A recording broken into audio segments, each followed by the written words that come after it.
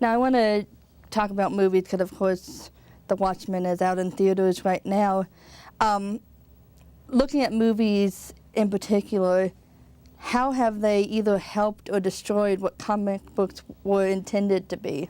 Dr. Hatfield, we'll start with you. Well, again, I like to take a long view here because the comic strips and the movies were really banging up against each other in the, if not the 1890s, then the 1900s. We're talking a century ago. So comic strips were a major source of what movie makers did back in the silent period. And they made a lot of movies based on comic strips like Mutt and Jeff or Bringing Up Father or Crazy Cat. And in a way, we're seeing a kind of rediscovery of that, or a colonization of that now with the development of these big budget movies that are based on popular comic books. It's an old relationship. I think they're two separate forms that have to be judged on their own, have to be judged on their own merits. But it's true that as a visual medium, comic books have poached from the movies, and the movies have poached from comics. And nowadays in the movies, a lot of times we see attempts to make the movie screen look more and more like the comics in this digital age. So I guess that's the latest development, the kind of Sin City and after development, where you try to make the images look as if they'd been torn from the pages of a graphic novel. CGI has really, really progressed along those lines, yeah. So now The Watchmen just came out, like I said, and it debuted #1 at 55 million, over 55 million. I have some video right now that I actually went out to one of the midnight tapings in Universal City. So let's take a look at this. I just can't not come because I've been a fan of the comic for like 5 years. Had to be the first. I waited a while to see it and couldn't wait any longer. The Batman movie, The Dark Knight, was excellent in IMAX, and I really like Zack Snyder. He did a great job in 300, and I'm really hoping he took the excellent material of The Watchmen and just made a dynamite film that's going to knock me out. Like a year back, I read Watchmen, and then I found out, there's going to be the movie coming out, so I was like, okay. I anticipated it, read up on it, and then finally, I'm here. I'm really excited to see my favorite comic book of all time brought to life and see it move and talk and breathe and just brought into a whole new realm of realism.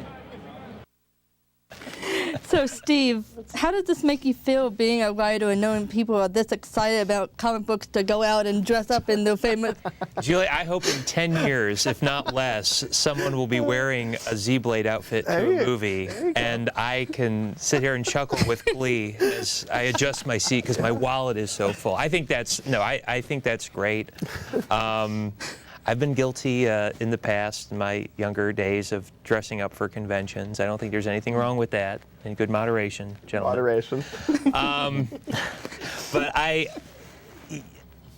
if I was DC and they did it this past summer with Dark Knight, or if I was Zack Snyder, and they're probably watching TV, if they hear the interviews and they see people dressed up, that's just a good thing. That is love. That is love for the material. You've got people who are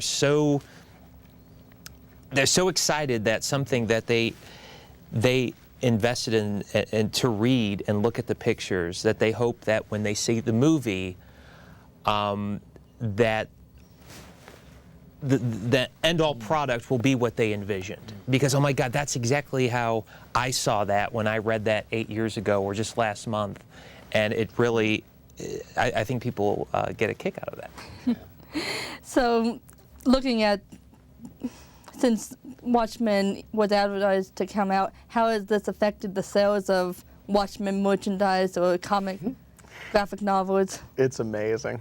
I mean, it really is amazing. In fact, actually, when Dark Knight came out, the trailer was actually shown to most audiences for Watchmen. The Watchmen trailer was shown, and I mean, it was amazing. I've never seen anything like it. The idea that, we as retailers had to make, several purchases of these, large shipments of Watchmen because they just couldn't, they wouldn't stay on the shelf. People were just excited. These movies have really just catapulted sales, and it's fantastic. And I mean, this is a specialty market. I mean, let's face it. Any kind of exposure along those lines is just fantastic for the industry. I attended the San Diego Comic Convention last summer, and this is when they began to unveil a lot of the merchandising, buttons, smiley faces, things like this. And there was sort Zippo of lighters. there was sort of a hunger that you could feel. I mean, it was palpable. A lot of people were, and I felt dumb about it because on the one hand, I too am very curious about seeing these movies and how they sort of adapt to the comic book aesthetic. But returning to my, the first thing I said in our conversation, to me, comics are a form of reading, and I don't feel like I can fold or hold or manipulate or interact with a film in quite the same way. I love movie going and always have, especially in a darkened theater where your attention is kind of stolen and directed right at that screen and you're just so intensely into it. That can be like frightening and exhilarating and wonderful all at the same time, but it's not quite the same as a reading, which is probably where some of the skeptics, including the writer of Watchmen, Alan Moore, have said, oh, you can't make a decent movie out of this. So, whether people think that a good film has been made out of it or not is probably not going to settle the debate for everybody, because on some level I kind of like the fact that Watchmen is drawn. And I remember the person who was being interviewed here in the clip said, you can't wait to see it brought to a new realm of realism. And I'm thinking, wait a minute, I like the fact that it's drawn. I really want to see the movie, but what's that going to be like? How is that going to be? I mean, cartoon drawing is such a wonderful thing in itself that it's hard to know how that will work. But is that any different from novels being made into movies? I mean, I worked in a major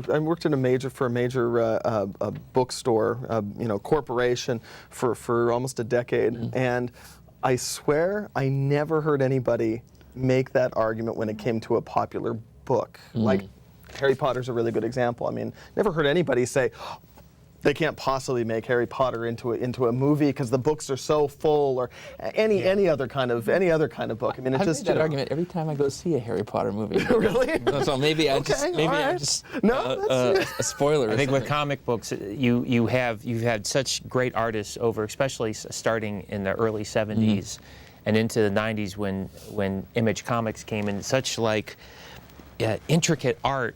And you're like, it's such a visual aid, and I think it gets stuck in your subconscious, and you're like, if they make a movie, if that character does not move this way, or I am going to throw a fit and I will not see the movie. Even the skeptics who say I hate the movie, spend money and go see it anyway just to scoff at it sometimes. So it's a win-win for the studio sometimes. True. It makes you very curious because, as I said, the two forms have been poaching from each other for a long time. Like when William Friedkin made The French Connection back in the early '70s, and he had that wonderful car chase scene where Gene Hackman is driving in the car really fast.